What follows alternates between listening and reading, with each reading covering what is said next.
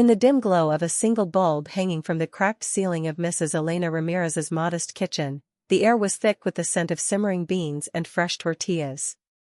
It was a Tuesday evening in the heart of a forgotten corner of Albuquerque, New Mexico, where the sunsets painted the adobe walls in hues of burnt orange, and dreams were as fragile as the wildflowers pushing through desert cracks. Elena, a 52-year-old widow with calloused hands from years of scrubbing floors in strangers' mansions, sat at her scarred wooden table, her dark eyes weary but kind. She wasn't one for grand gestures or spotlight moments. Life had taught her that survival came in quiet servings of grace. But tonight, as the door creaked open and her daughter Sophia burst in, breathless and teary-eyed, Elena's world tilted on its axis. "Mama, they laughed at me," Sophia whispered, clutching a crumpled math worksheet from her elite private school. "The teacher said I'm hopeless, just like everyone else from our side of town." In that instant, Elena's heart clenched, not with anger, but with the fierce, unspoken vow of a mother who had buried her husband too young and raised a child on the promise that no dream was too distant, no barrier too high. Sophia was 12, all gangly limbs and unquenchable curiosity, her uniform rumpled from the long bus ride across the city's invisible divide. The school, Willowbrook Academy, was a fortress of privilege on the north side, where children of doctors and executives learned in rooms lined with smartboards and dreams of Ivy League futures. Elena had scraped together every penny from her cleaning jobs to enroll Sophia there, believing education was the great equalizer, the bridge over the chasm of poverty. But the worksheet in Sophia's hand mocked that belief, a fiendish geometry problem involving intersecting parabolas and trigonometric identities that twisted like the Rio Grande in flood. "Mr. Hargrove made us all try it in front of the class," Sophia sobbed. "He said if we couldn't solve it, we didn't belong. And then he pointed at me, Mama. Said I should just stick to simple things like my kind does." Elena pulled her daughter close, the warmth of Sophia's small body a reminder of all the reasons she kept going. Mr. Hargrove, tall, impeccably suited, with a voice like polished steel, was the math department head, a man whose accolades filled the school's newsletter, Harvard Ph.D., author of textbooks that shaped curricula nationwide. To him, Elena was invisible, just another shadow mopping the marble halls after hours. Little did he know, the woman he dismissed as simple carried secrets deeper than the Sandia Mountains.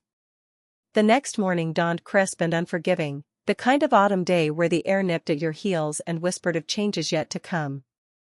Elena dropped Sophia at school with a kiss and a murmured prayer in Spanish. "Que Dios te bendiga, mi amor," before heading to Willowbrook herself.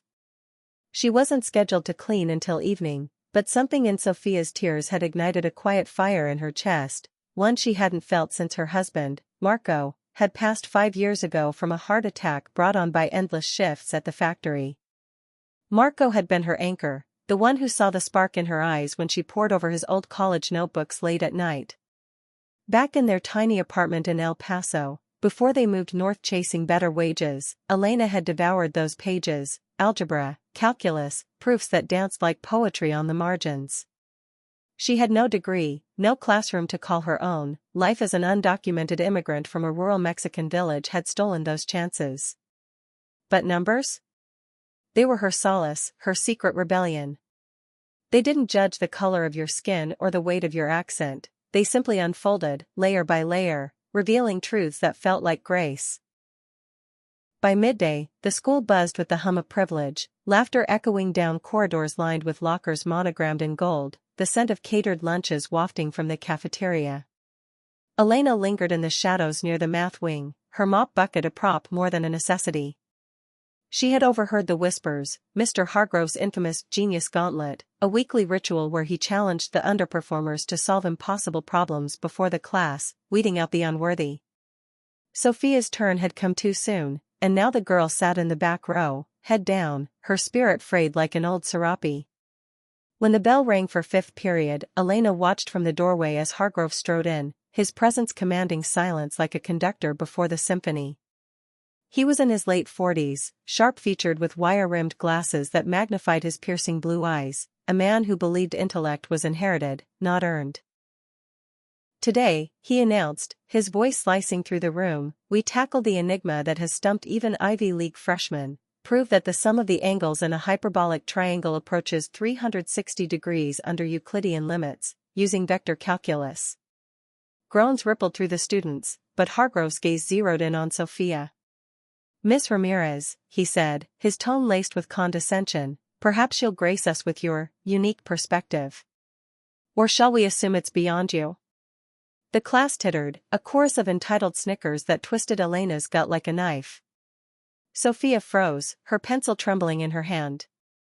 In that suspended moment, Elena stepped forward, her sensible shoes scuffing the polished floor. The room fell silent as all eyes turned to the intruder, the janitor woman with her faded floral blouse and hair pulled into a practical bun, her face etched with lines of quiet endurance. "Excuse me," Elena said, her English careful but steady, carrying the soft lilt of her homeland.